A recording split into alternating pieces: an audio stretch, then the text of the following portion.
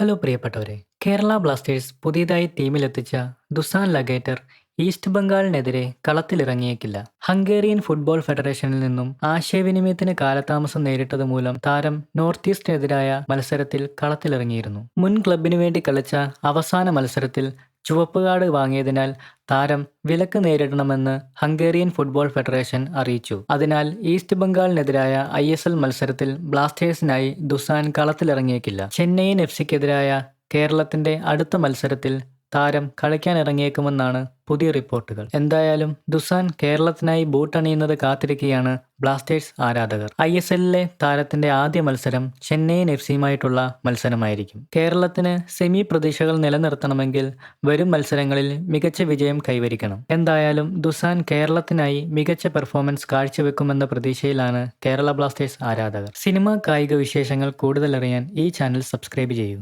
thank